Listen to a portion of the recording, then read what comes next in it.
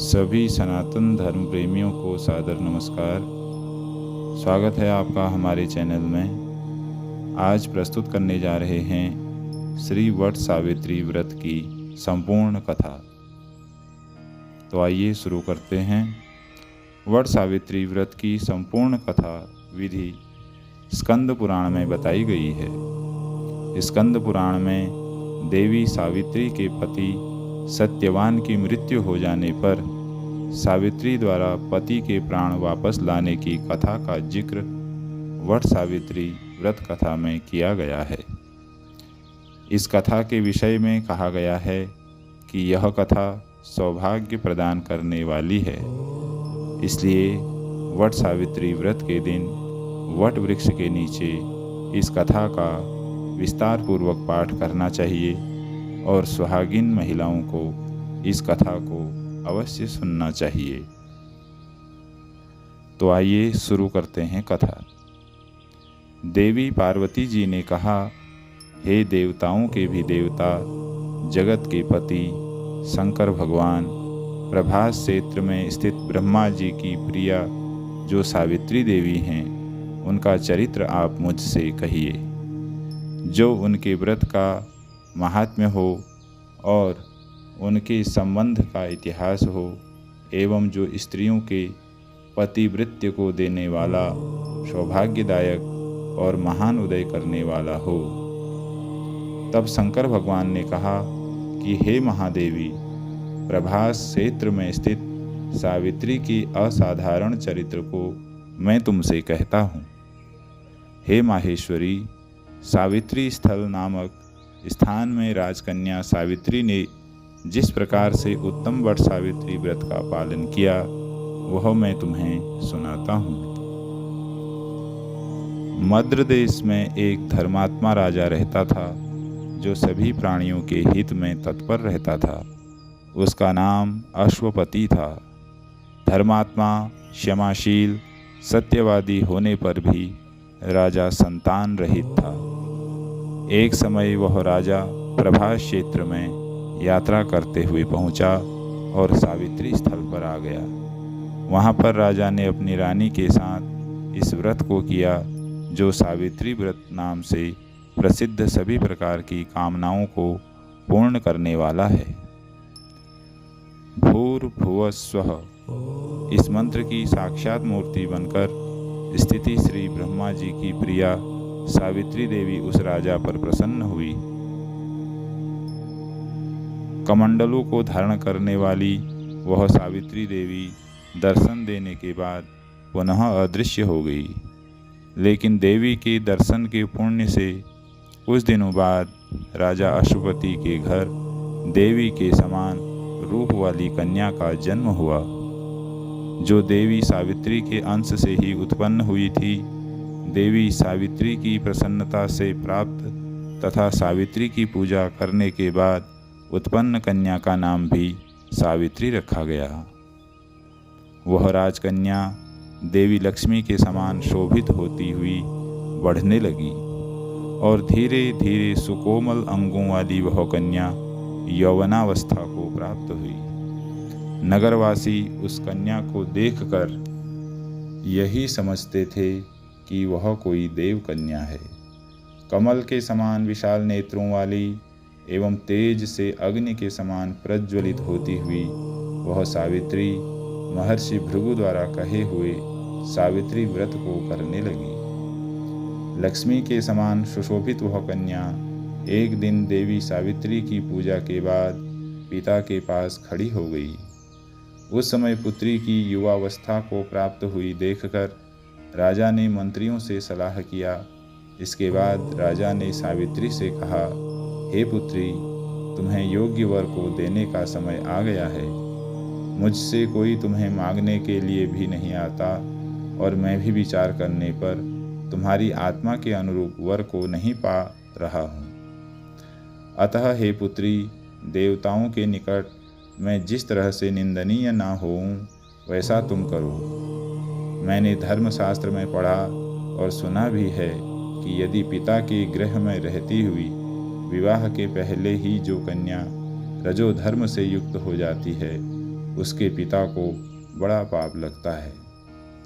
इसलिए हे पुत्री, मैं तुमको भेज रहा हूँ, तुम स्वयं ही अपने योग्य वर ढूंढ लो। वृद्ध मंत्रियों के साथ शीघ्र जाओ और मेरी बात को मानो। इसके बाद जैसा कहते हैं वैसा ही होगा। ऐसा कहकर सावित्री घर से निकलकर राजर्षियों के साथ तपोवन की ओर चल पड़ी और वहां पहुंचकर माननीय वृद्धजनों को प्रणाम करके सभी तीर्थों और आश्रमों में जाकर पुनः मंत्रियों के साथ सावित्री अपने महल को लौट आई। यहाँ सावित्री ने पिताजी के साथ देवर्षि नारद जी को बैठे हुए देखा।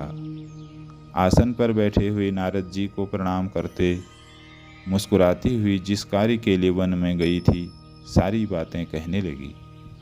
सावित्री बोली, हे नारद जी, शाल्व देश में धर्मात्मा द्युमत सेन नाम से विख्यात एक क्षत्रिय राजा हैं, जो दैव योग से नेत्रहीन हो गए हैं। रुक्मी नामक उनके एक सामंत ने उनसे राजपाट छीन लिया है और वह अपने पुत्र और पत्नी के साथ वन में रह रहे हैं। उनका पुत्र सत्यवादी और धर्मात्मा है, उसे ही मैंने मन में पति रूप में वरण किया है। नारद जी सावित्री के वचनों को सुनकर बोल पड़े, हे राजन, सावित्री ने यह बड़ा कष्टप्रद कार्य कर डाला। बाल बुद्धि होने से इसने केवल गुणवान समझकर सत्यवान को वरण कर लिया। सत्यवान मिट्टी के घोड़े बनाता है और घोड़े का चित्र भी बनाता है, इससे उसे चित्राश्व भी कहते हैं। सत्यवान दान और गुण में रंतिदेव के शिष्य के समान है। ब्राह्मणों की रक्षा करने वाला और सत्यवादी है।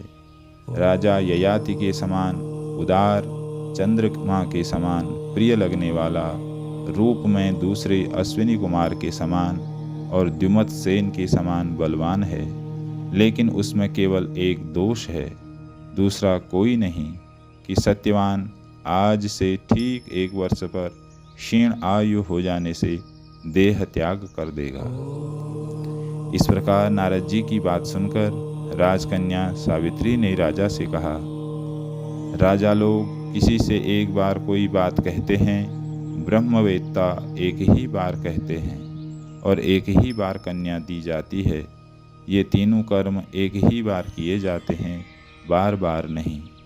दीर्घायु हो अथवा अल्पायु, गुणवान हो अथवा निर्गुण, वर को एक ही बार वरण कर लिया, अब दूसरे वर को वरण नहीं करूंगी। नारद जी ने कहा, हे राजन, यदि आपको उचित लगता हो तो अपनी पुत्री सावित्री का कन्यादान शीघ्र कर डालिए।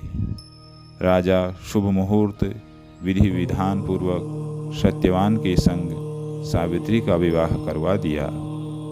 सावित्री अपने पति को पाकर ऐसे प्रसन्न थी जैसे उसे पुण्यवान पुरुष स्वर्ग को पाकर प्रसन्न होता है।